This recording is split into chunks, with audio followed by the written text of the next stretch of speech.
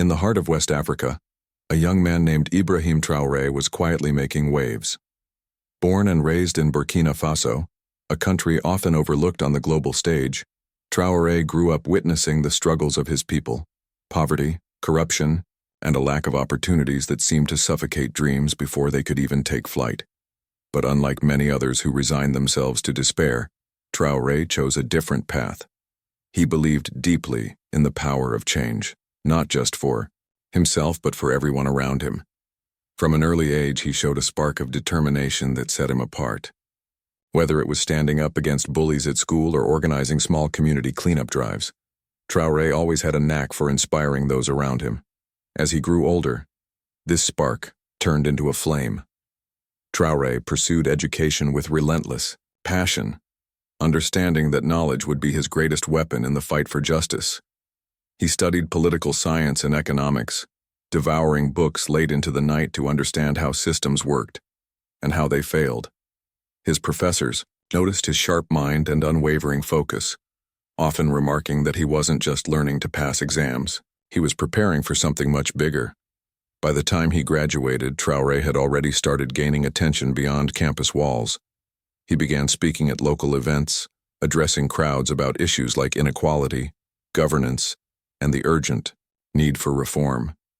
His speeches weren't flashy or overly polished. They were raw, honest, and full of emotion. People listened because they felt seen, heard, and understood. Word of this rising star spread quickly.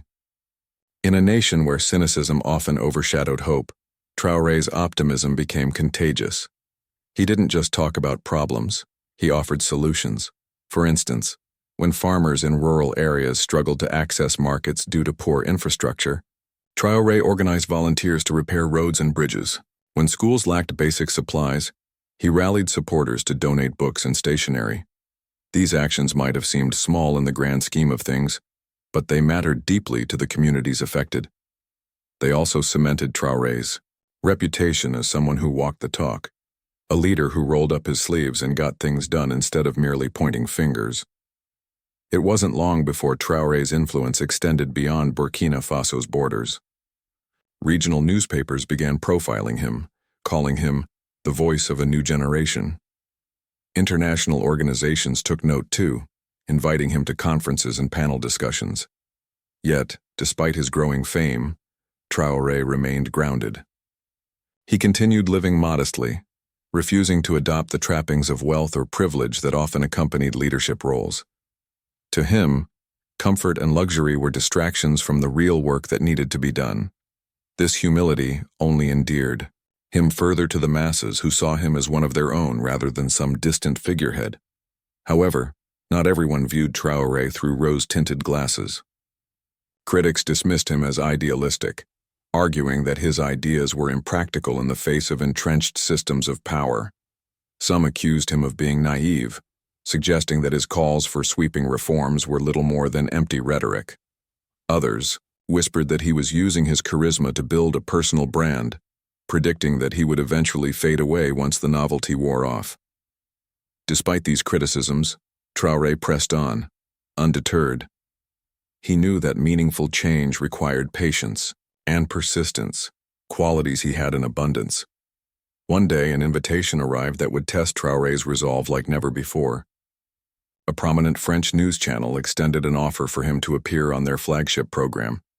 The show was watched by millions across Europe and beyond, known for its hard-hitting interviews and unflinching scrutiny of public figures. It was both an opportunity and a challenge, one that could either elevate Traore's message to a global audience or expose him to ridicule if he stumbled under pressure. After some deliberation, Traore accepted. He saw this as a chance to tell the world about the struggles and hopes of his people, to paint a picture of Burkina Faso that went beyond stereotypes of poverty and conflict. Little did he know this decision would lead to a confrontation that would leave the entire world talking. The days leading up to the interview were a whirlwind of preparation. Traore pored over notes, rehearsed answers, and mentally braced himself for tough questions. Friends and colleagues warned him about the host's reputation for being confrontational, advising him to tread carefully. But Traore wasn't interested in playing it safe. If anything, he welcomed the challenge. He wanted to speak truth to power, to challenge the narratives that had long marginalized voices like his. As the date approached, anticipation built not just among his supporters but also among skeptics eager to see whether this young African leader could hold his own on such a prestigious platform.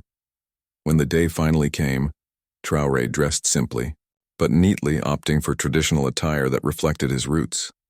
Before stepping onto the set, he took a deep breath, reminding himself why he was there. This wasn't about him.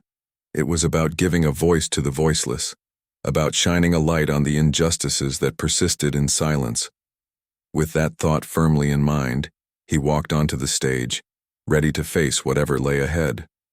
What happened next would become a defining moment, not just for Traore, but for anyone who dared to dream of a fairer, more equitable world.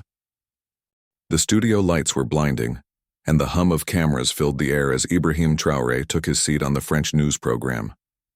The set was sleek and modern, with a large screen behind him displaying the show's logo in bold letters.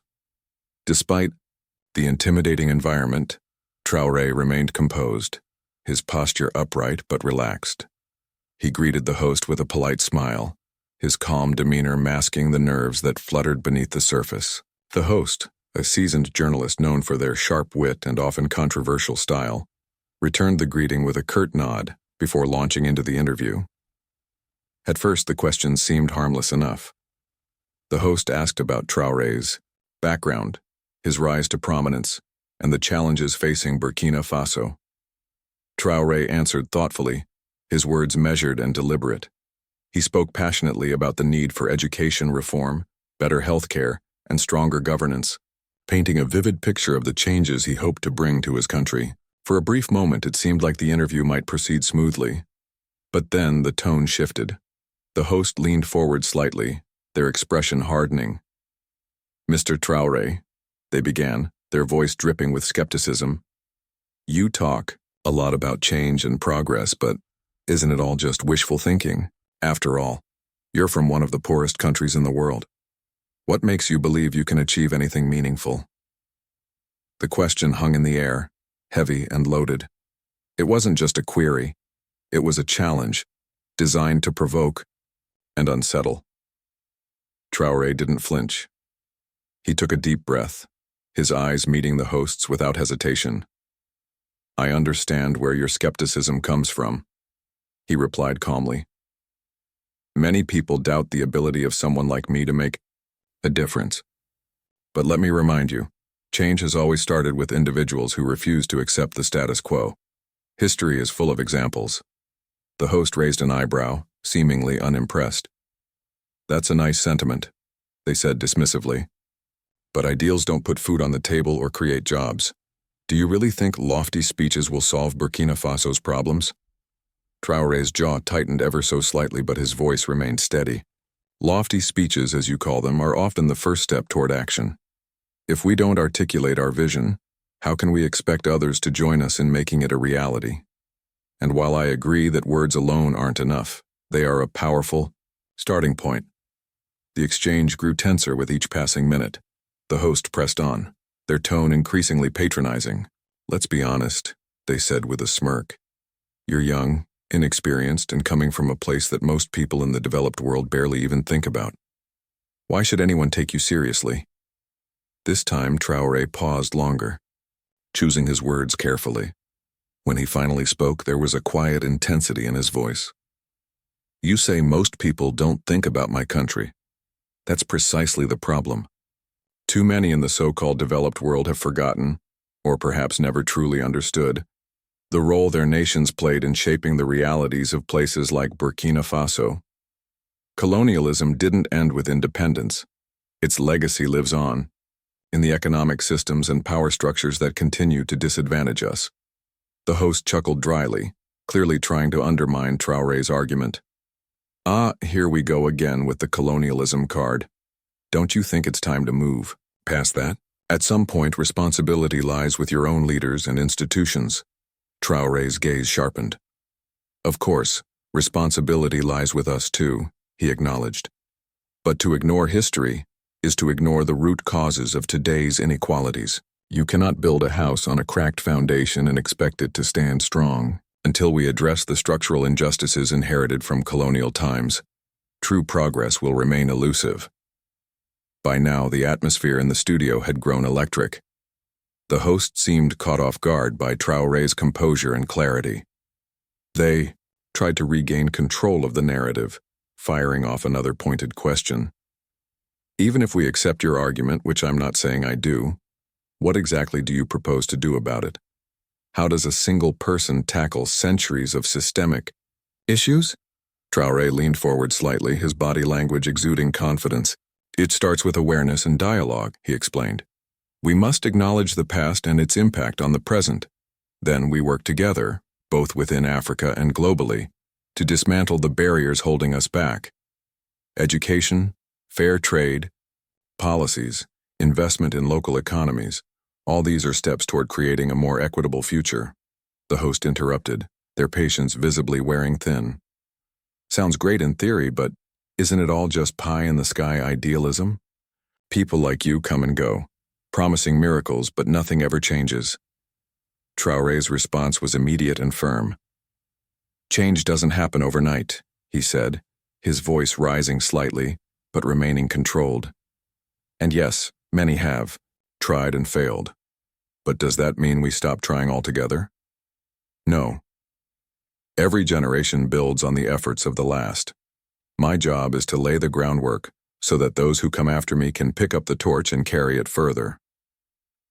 For a moment, silence fell over the studio. The host stared at Traore, searching for a retort, but none came. The audience watching live could feel the tension crackling through the screen. Social media platforms, already buzzing with anticipation, erupted with reactions. Viewers were divided. Some sided with the host, dismissing Traore as naive, while others cheered him on, praising his courage and conviction. As the segment neared its end, the host made one final attempt to rattle Traore. "So, Mr. Traore," they said with a sardonic smile, "if you're so confident in your vision, what makes you different from all the other dreamers who've come before you?"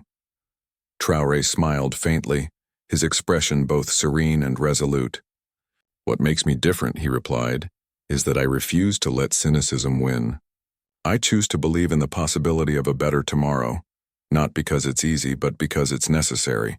And maybe, just maybe, that belief is enough to inspire others to join me." With that, the interview concluded. As the cameras cut away and the credits rolled, viewers around the world sat stunned, replaying the conversation in their minds. Little did they know, this was only the beginning of a much larger story, one that would spark debates, ignite movements, and leave an indelible mark on history. The moment the live broadcast ended, the world seemed to hold its breath. Ibrahim Traore's final words lingered in the air like an echo, reverberating far beyond the confines of the studio. What had started as a routine television interview quickly spiraled into a global phenomenon. Social media platforms exploded with reactions, hashtags, and heated debates. Clips of the exchange between Traore and the French journalist spread like wildfire, shared by millions across continents. People couldn't stop talking about it, what he said, how he said it, and the sheer audacity of his response. At first, the initial wave of commentary was divided. Some viewers praised Traore for standing up to the condescending tone of the journalist, hailing him as a symbol of resilience and courage. "Finally, someone who speaks the truth," one Twitter user wrote. Another added, "This is what real leadership looks like."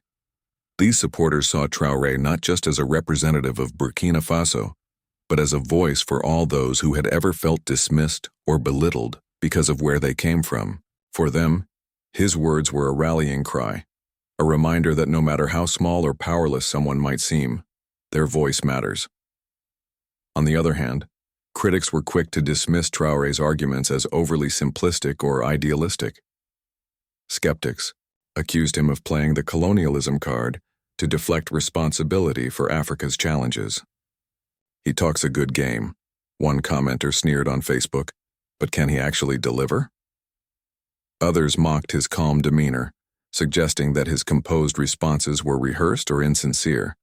A few even went so far as to label him a performer, claiming that his appearance on the show was nothing more than a publicity stunt. But amidst the noise, something remarkable began to happen. As people replayed the interview and dissected every word, many found themselves drawn to Traore's message.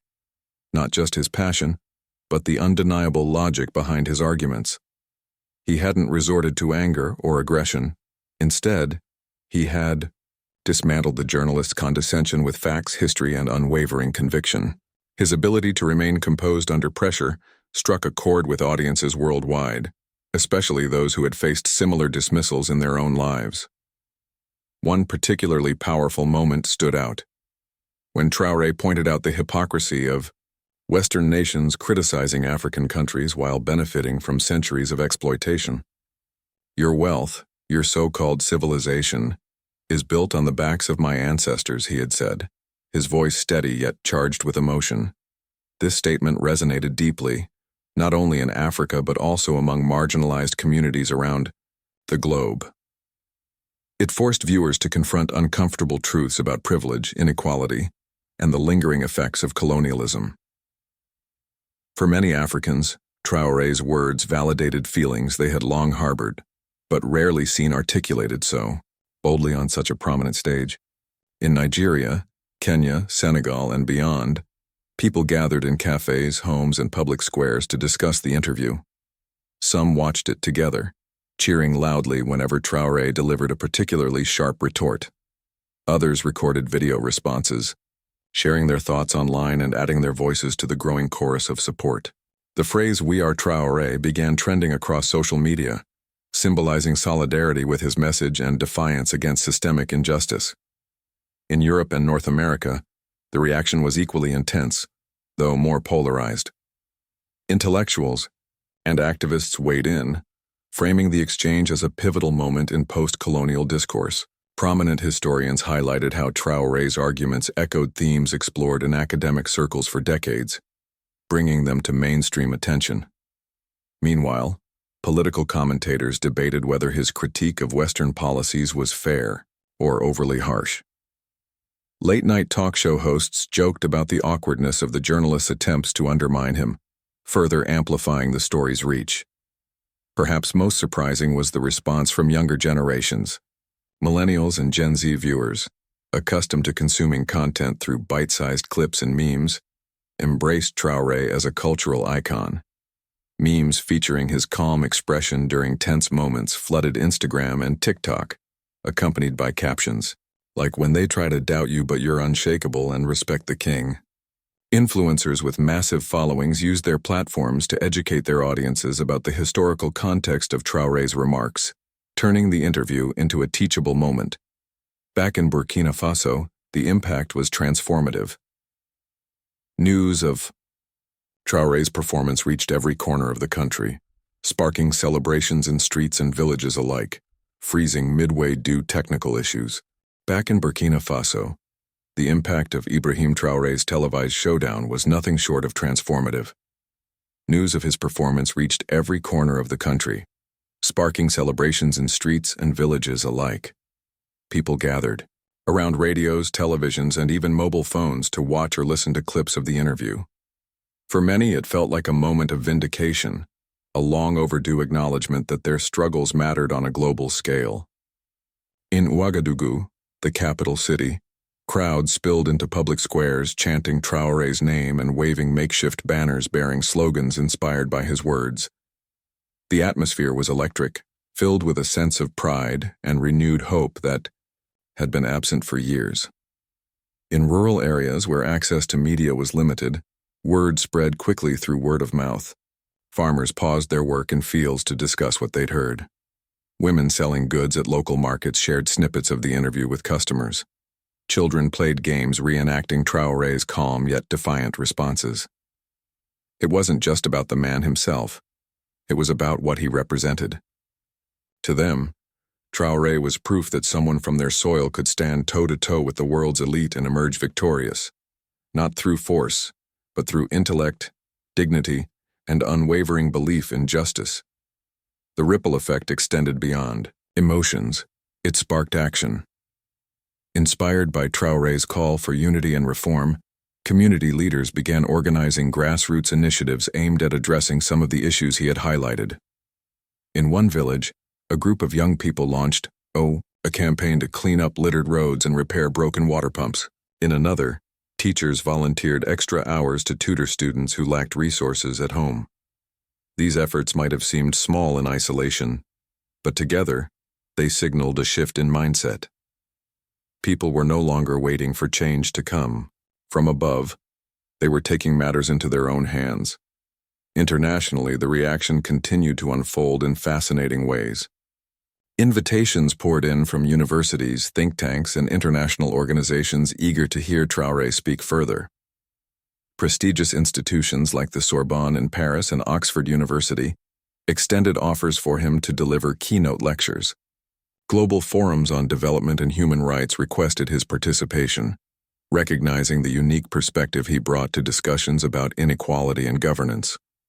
While some dismissed these invitations as mere attempts to capitalize on his newfound fame, Traore approached them strategically. He accepted only those opportunities that aligned with his mission, using each platform to amplify the voices of those often left out of such conversations. One particularly memorable event took place at the United Nations headquarters in New York. Standing before an audience of diplomats, policymakers, and activists, Traore delivered a speech that echoed themes from his now famous interview. "We cannot build a better future," he declared, "without first confronting the injustices of our past. True progress requires honesty about where we've been, where we are, and where we want to go." His words resonated deeply, earning him a standing ovation and cementing his status as a global thought leader. But not everyone was pleased with Traore's rise. Critics within Burkina Faso accused him of grandstanding, suggesting that his newfound international acclaim distracted from pressing domestic challenges. Political opponents seized the opportunity to paint him as opportunistic, claiming that his focus on global platforms detracted from tangible results at home. Meanwhile, skeptics abroad questioned whether his message would translate into real-world change. Could a single individual, however charismatic, truly dismantle centuries-old systems of oppression? Despite the backlash, Traore remained steadfast. He understood that criticism came with the territory of leadership, especially when challenging entrenched power structures. Rather than engaging in petty arguments, he channeled his energy into concrete actions. Back in Burkina Faso, he spearheaded projects aimed at improving education, healthcare, and infrastructure. Partnering with local organizations, he worked to ensure that communities most in need received support. At the same time, he maintained transparency, regularly updating the public on progress and setbacks alike. This approach not only bolstered his credibility, but also fostered trust among citizens who had grown weary of empty promises. Perhaps the most significant outcome of Traore's growing influence was the way it inspired others to step forward. Young men and women across Africa began seeing themselves differently, as agents of change rather than passive recipients of aid or charity. Social media became a powerful tool for mobilization, with hashtags like Traore Be the Change and African Voices trending alongside tributes to Traore. Activists organized campaigns tackling issues ranging from climate change to gender equality, drawing inspiration from his example. Even outside Africa, marginalized groups found solace and strength in his message, using it to fuel their own fights for justice. As months passed, the initial frenzy surrounding Traore's interview began to settle, but its effects endured. Textbooks started including analyses of his remarks as case studies in post-colonial discourse. Documentaries explored his journey from a small-town boy to a global icon. Artists painted murals of him in cities around the world, capturing his quiet confidence and unyielding resolve. Yet despite all the accolades and attention, Traore stayed true to his roots. He continued living modestly, prioritizing service over self-aggrandizement. By the end of the year, it was clear that something profound had shifted, not just in Burkina Faso, but globally. Conversations about colonial legacies, economic disparities, and social justice gained new urgency, driven in large part by Traore's courage to speak uncomfortable truths. While challenges undoubtedly lay ahead, there was a palpable sense of momentum, an understanding that change, though slow and difficult, was possible if enough people believed in it. And so, Ibrahim Traore's story became more than just his own. It became a testament to the power of authenticity, resilience, and collective action. Whether addressing world leaders or speaking to a child in a remote village, he carried the same message: that everyone has a role to play in shaping a fairer, more equitable world. And while the road ahead would be fraught with obstacles, one thing was certain: Ibrahim Traore had ignited a spark that refused to dim. Years after the televised interview that catapulted him onto the global stage, Ibrahim Traore's legacy continued to grow, shaping not only his home country of Burkina Faso, but also inspiring movements far beyond its borders. What started as a single moment of defiance had evolved into something much larger, a symbol of hope, resilience, and the enduring power of truth. Yet for all the accolades and recognition he received, Traore remained deeply committed to the work that mattered most: improving lives on the ground. In Burkina Faso, tangible changes began to take root. The grassroots initiatives sparked by Traore's words gained momentum, transforming communities in ways both big and small. Villages that once struggled with access to clean water now boasted functioning wells thanks to collaborative efforts between local leaders and international NGOs inspired by Traore's vision. Schools in rural areas saw an influx of volunteers and resources, empowering children who might otherwise have been left behind.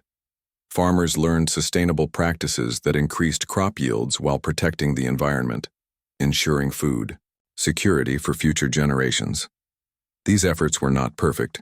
Progress was slow and setbacks were inevitable, but they represented a foundation upon which lasting change could be built. Traore himself remained actively involved, traveling across the country to listen to people's concerns and celebrate their successes. He understood that leadership wasn't about standing above others, but walking alongside them. Whether speaking at a bustling town hall meeting or sitting under a tree with elders sharing stories, he made it clear that his mission was rooted in service. His humility endeared him even more to the people, who saw him not as a distant hero but as a partner in their collective struggle. Internationally, Traore's influence expanded in unexpected ways. Scholars and activists began referring to his interview as a watershed moment in post-colonial discourse, comparing it to other iconic speeches and acts of resistance throughout history. Universities incorporated his remarks into curricula, analyzing how his calm yet incisive responses challenged narratives of superiority and privilege. Documentaries chronicling his journey highlighted not just his achievements but also the systemic issues he sought to address, bringing greater awareness to topics like economic inequality, climate justice, and decolonization. His message resonated particularly strongly with younger generations, who found in him a role model for navigating a complex and often unjust world. Social media campaigns inspired by his example flourished, tackling everything from racial discrimination to environmental sustainability. Young Africans in particular embraced his call to action, organizing protests, creating art, and launching startups aimed at solving pressing problems. One such initiative, led by a group of university students in Nigeria, focused on affordable renewable energy solutions for rural areas. Another, spearheaded by women in Kenya, provided microloans to female entrepreneurs, helping them break free from cycles of poverty. Each project carried echoes of Traore's belief that change begins with individuals willing to act. Yet despite the widespread admiration, Traore faced significant challenges. Critics persisted, accusing him of being overly idealistic or exploiting his fame for personal gain. Some political opponents within Burkina Faso worked tirelessly to undermine his efforts, spreading misinformation and attempting to discredit his initiatives. Internationally, skeptics questioned whether his lofty rhetoric would translate into measurable outcomes. "It's easy to inspire," one commentator wrote, "but much harder to deliver." Traore didn't shy away from these criticisms. Instead, he addressed them head-on, acknowledging the difficulties of enacting systemic change while reaffirming his commitment to the cause. In interviews and public appearances, he emphasized that progress was never linear and that setbacks were part of the process. If we wait for perfection, he often said, we will never move forward. What matters is that we keep trying, learning, and growing together. This pragmatic optimism struck a chord with many, reinforcing his reputation as a leader grounded in reality rather than fantasy. One of the most remarkable aspects of Traore's journey was how he managed to balance global visibility with local impact. While he continued to speak at prestigious forums and meet with world leaders, he never lost sight of the people he served. When invited to attend high-profile events abroad, he used the opportunity to advocate for policies benefiting Africa, emphasizing the need for fair trade agreements, debt relief, and investment in education and healthcare. At the same time, he ensured that any partnerships or funding secured through these engagements directly benefited communities back home. Perhaps the most enduring testament to Traore's legacy was the way he inspired ordinary people to believe in their own potential. Countless stories emerged of individuals whose lives were transformed simply by hearing his words. A young woman in Senegal, discouraged by societal expectations, decided to pursue her dream of becoming a doctor after watching Traore's interview. A farmer in Mali adopted new techniques that doubled his harvest, motivated by Traore's emphasis on innovation and self-reliance. Even outside Africa, marginalized groups drew strength from his example, using his story to fuel their own fights for dignity and equality. As time went on, historians began reflecting on Traore's place in the broader arc of human history. They noted how his actions aligned with those of other transformative figures who had dared to challenge entrenched systems of power. Like Nelson Mandela, Mahatma Gandhi, and Martin Luther King Jr., Traore demonstrated that courage and conviction could spark movements far greater than any one individual. But what set him apart was his insistence on collaboration and inclusivity. He didn't seek to lead alone. Instead, he encouraged others to rise alongside him, fostering a sense of shared purpose that transcended borders and backgrounds. By the time Ibrahim Traore reached his later years, the world had changed in ways few could have imagined when he first stepped onto that French news program. Conversations about colonial legacies and global inequities were no longer confined to academic circles. They were mainstream, influencing policy decisions and corporate practices worldwide. Grassroots movements advocating for justice and sustainability had gained unprecedented traction, driven by millions who believed in the possibility of a better tomorrow. And while challenges remained, there was a palpable sense of progress, a recognition that though the road ahead was long, humanity was capable of moving forward together. When asked near the end of his life what he hoped his legacy would be, Traore offered a simple yet profound answer. I want to be remembered not for what I achieved, but for the doors I helped open, for others to walk through. It was this spirit of humility and generosity that defined him until the very end. Though he eventually passed away, his voice lived on, not just in recordings or textbooks, but in the hearts and minds of those he inspired. In the years that followed, statues were erected in his honor, streets were named after him, and awards were established to recognize individuals carrying forward his mission.